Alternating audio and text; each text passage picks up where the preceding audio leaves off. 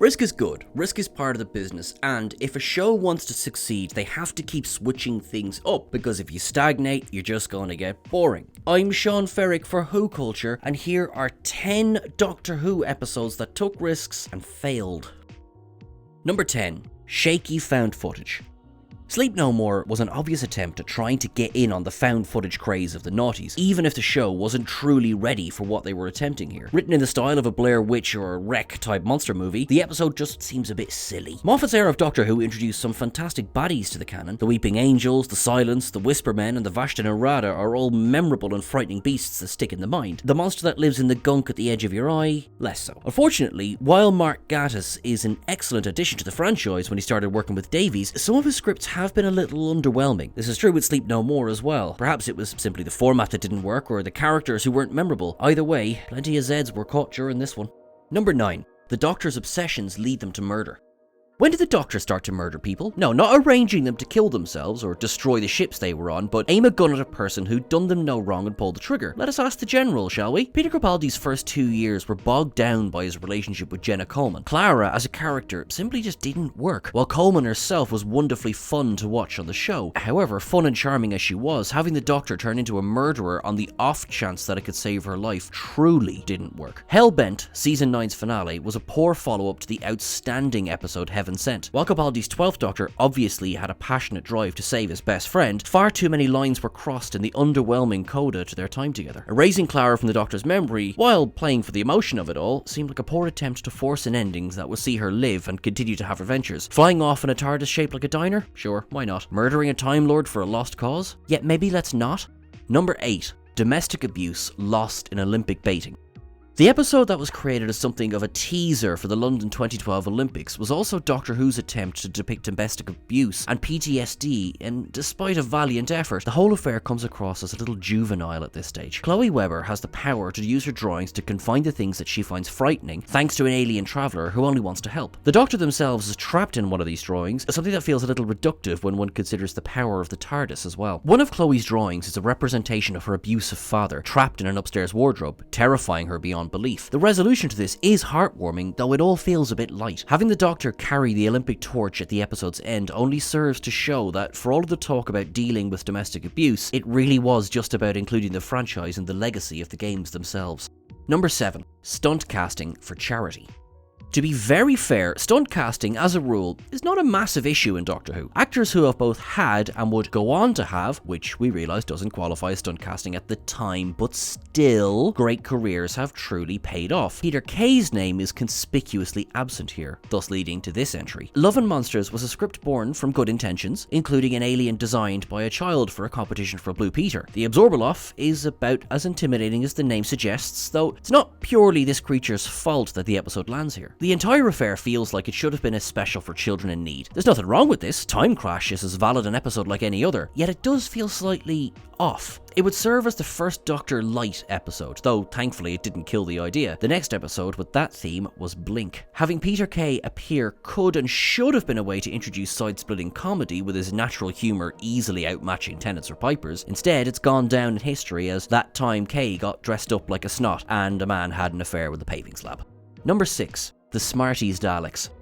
Victory of the Daleks brought the Doctor's arch-nemesis back in spectacular fashion after their last appearance during the events of the Stolen Earth and Journey's End. However, there was a crucial difference in the beginning. Amy Pond doesn't recognise them, despite having lived through a Dalek invasion. This was one of the first big clues to the cracks in time and space, though the Daleks that were introduced in this episode were a swing and a miss. Stephen Moffat attempted a complete redesign of these creatures, separating them by colour. It was supposed to make them easily distinguishable, yet instead it served to disappoint audiences and felt like an obvious attempt to wipe away the Davies era creatures. It is telling that these multicolored Daleks didn't last long in the series. They reappear in the big finale, then vanish. When they return, it's in the classic configuration in Asylum of the Daleks. This quite obviously came across as the show's attempt to retcon this change, with the writers having clearly heard the outcry from the audiences who hated the design. There is something to be said for making a change and taking a chance, but this one fell at the first hurdle.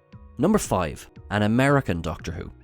With the greatest of respect to the American audiences who've helped Doctor Who become the enormous success it is now, particularly since the era of Matt Smith, the first attempt to bring it to the US failed abysmally, despite cast and crew throwing everything in the kitchen sink at it. Paul McGann's first outing as the Time Lord was marred by a network feeling that it made it seem more like an episode of Dynasty than Doctor Who, including the flirting between the Doctor and Grace Holloway. This would be far from the last time the Doctor would get caught in a love-crush situation, yet as the first example it felt off. Many things have been said about the inclusion of and subsequent silence about the Doctor's half-human heritage, which, despite being an attempt to change the show itself, it was reviled by audiences. The higher budget on display does give the project a high-quality shine, though McGann's heavy overacting during his regeneration brings it all down again. The TV movie may have been an attempt to include the melodrama of US soaps that only proved that Doctor Who did not suit that format at all.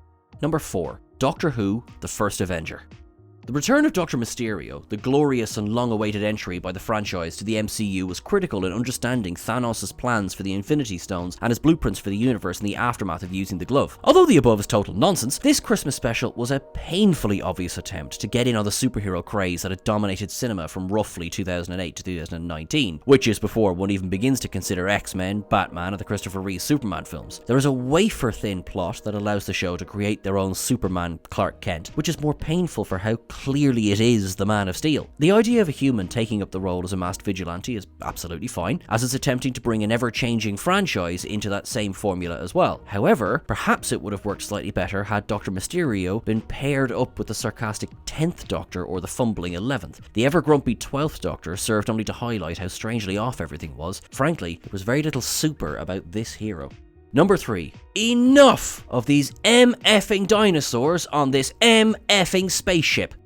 Similar to the previous entry, Doctor Who attempted to get in on another cinematic craze by including dinosaurs in the second episode of the 7th season. David Bradley would become best known in the franchise for playing the first Doctor alongside Peter Capaldi's 12th in the latter's finale episode, yet here he appears as a different man entirely, one who's a far cry from the kindly Time Lord. Solomon is a thoroughly unpleasant man who pilots a ship that contains specimens from across time, echoing shades of Walder Frey rather than a benevolent older traveller. The Doctor opens up some of his cages to find a Triceratops. While allowance must be made for Saturday evening TV budgets, it does not look amazing. There are good parts to the story itself, including the introduction of Mark Williams as Rory's dad, Brian, but the dinosaurs themselves, realised by CGI as a flashy attempt to win fans of Jurassic Park to the franchise, let the episode down and, despite the title, play very little part of the overall plot.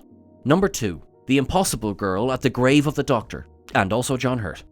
Arguably, all of Clara Oswald's episodes were building toward the massive reveal that she'd been split into multiple versions of herself dotted throughout the Doctor's timeline. By stepping into the scar of the Doctor's actions through time, she should have died. In fact, there's a huge song and dance about it. However, virtually nothing happens. The episode opens with one of the strongest cold openings in the revival era, shocking audiences with a reveal of Gallifrey, along with Clara interacting with the first Doctor, followed by all of the rest. It leaves the audience salivating before petering out as the episode goes on. The monumental twist of the Doctor's grave being located on Trenzalore should have been much more of an impact on the franchise. Added to this, the revelation of why Clara was the Impossible Girl should have been a deeper cut. However, the episode throws away the Doctor's burial site, Clara's sacrifice rings hollow when she is saved mere moments later, the last conversation between River and the Doctor, while beautifully shot, seems slotted into an otherwise thin story. On top of all of this, the title card that appears beside John Hurt in the final moments just screamed of trying to make the audience's jaws drop rather than serving the plot.